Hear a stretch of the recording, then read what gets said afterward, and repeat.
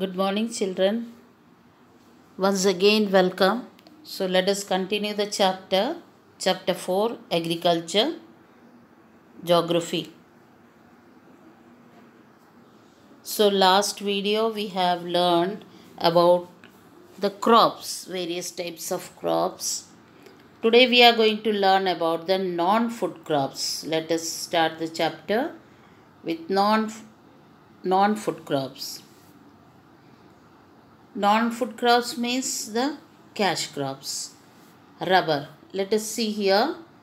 Non-food crops is divided into two groups, that is the rubber and fiber crops, that is cotton, jute, natural silk. Rubber equatorial crops grown in tropical and subtropical condition. Moist humid climate. It needs moist humid climate. Temperature needed is 25 degrees Celsius and rainfall is 200 centimeter and cheap and skilled labor, and it is area where we get this all crops, that is the rubber crops or the rubber plantation is done, that is Tamil Nadu, Andaman and Nicobar Island and hills of Meghalaya. Then let us go in the fiber crops, that is cotton, jute and natural silk. That is the kharif crop. It needs 6 to 8 months to mature. Then soil used is black soil of Deccan Plateau. It needs high temperature, high rainfall and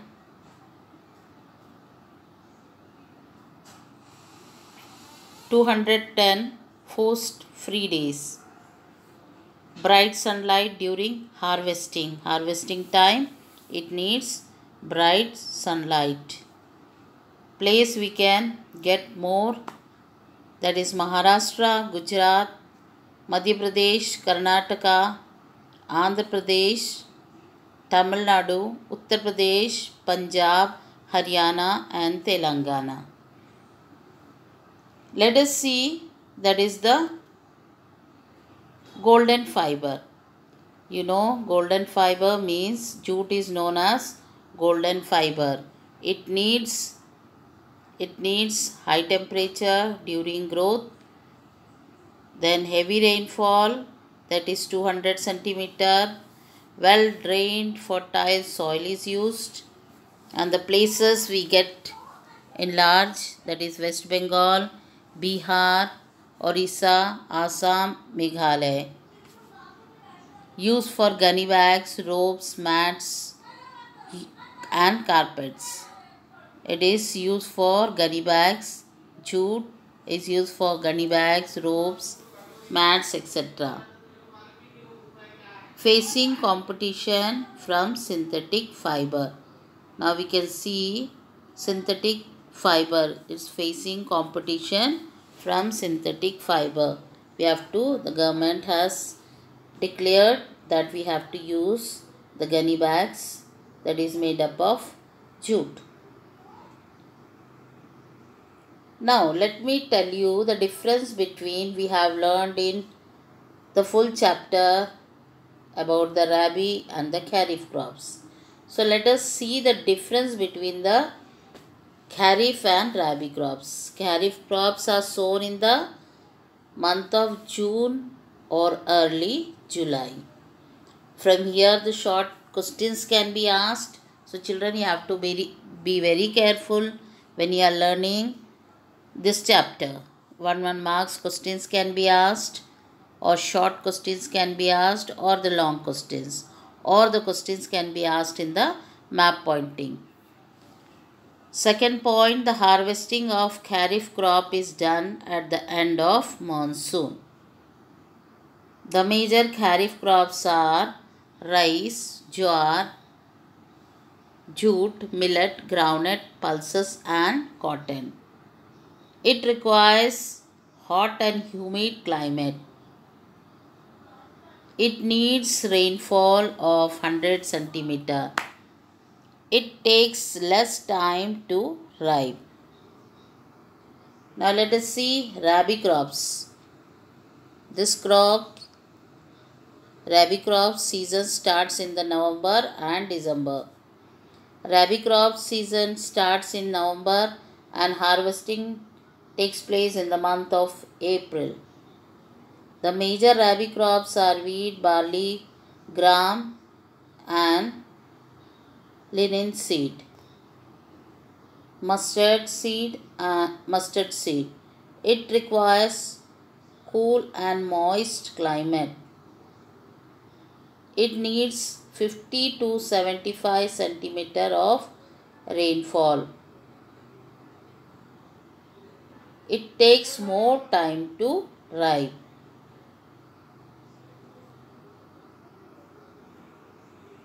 Now, in our day-to-day life, the farmers use two types of chemicals or natural things to bring their crops up and make them strong and get good production. That is, they add fertilizer or manures. So now let us see what is the difference between the fertilizer and manure. We all have seen fertilizer. That is, we get that all things from the shop. That is, it is prepared from chemicals. They are used nowadays. They are costly. By use of fertilizer, there is the revolutionary growth in the production. That means very fast growth. Nowadays, we are eating all the crops which is we are getting very fast in very few days, and we get in large quantity. But manures, what is the manures? Let us see. Fertilizer. Nowadays all the farmers, they are using fertilizer so that they can get the crop very fast. But we can see here the manure. What is manure? It is received from the animal waste. This is the natural food for the plant. From ancient time it is used. What is used? That is manure. They are very cheap. There is a normal increase in production. There is normal increase in production. So let us see by picture what is fertilizer and what is manure. Now you see, just now I told you that fertilizers, we can just see the man or the farmer is putting the fertilizer, that is in the solid form brought from the shop, and he is putting in the plant so that the plant will grow very fast. In the second picture you see, it is the waste of animals, then the leaves and all, they'll make the manure that is made in the home, or the farmer, they themselves can make the manure. So according to this, the manures are better than the fertilizer for a very small patch of land. Now let us see in the next video what steps were taken by the government to ensure the increase in agriculture production. Now we have learned all types of crops here, the rabi crop, the kharif crop, and different crops are grown in different places. Now what was the step taken by the government to increase the production. Abolition of Zamindari system, constructing major irrigation system, developing high varieties of seeds, then scheme to check pests and diseases, modernization of agriculture. These are the three steps taken by the government to increase the production. Now, very important thing, we have seen fertilizer and manure, isn't it? Fertilizer nowadays what we are using. And here I want to tell you the green revolution in India. About the green revolution, there was two revolution for the growth of the production.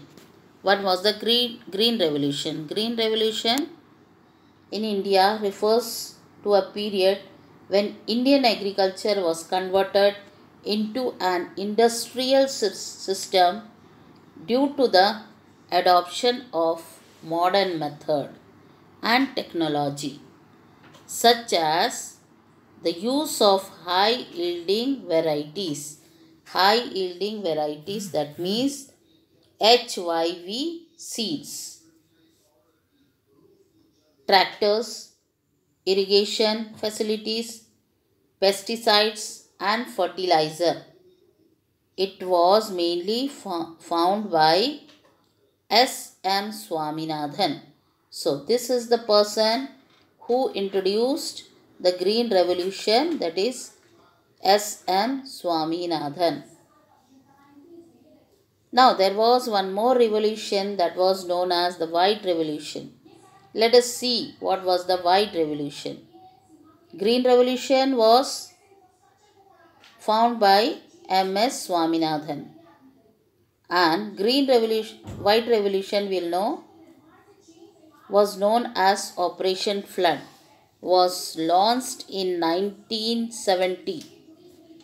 It was an initiative by Indian National Dairy Development Board, that is NDDP, and was the world's biggest dairy development program. It transformed India from a milk deficient nation into the world's largest milk product. So the White Revolution is also known as Operation Flood, and the increase of milk and the milk meat products in India was known as White Revolution, is also known as Operation Flood. And father of the White Revolution was Verghese Kurian. You can just see the picture. The father of White Revolution. Father of White Revolution was Verghese Kurian, and Green Revolution was M.S. Swaminathan. Now, agricultural reforms. Just now we have seen technology and institution. So Green Revolution we can just see 1960 to 1970. White was 1970, and 1980 to 1990 development program, crop insurance, cooperative societies, Grameen banks, Kisan credit card, then personal accident insurance, then special welfare bulletins, radio and television program for the farmers, establishment of Indian Council Agriculture universities, veterinary services and animal breeding centers for horticulture. So this all were the technology what they have used. Here institutional also we have seen.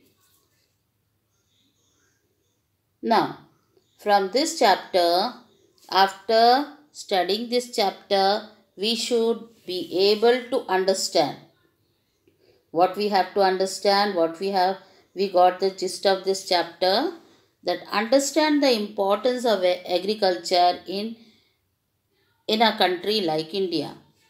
Describe the types of farming practiced in India. List the cropping season in India. Categories of crops as per the cropping season. List the major food and cash crops in India. Describe the climate and other conditions required to grow crops.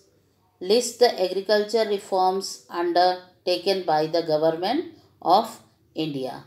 That's all with this chapter.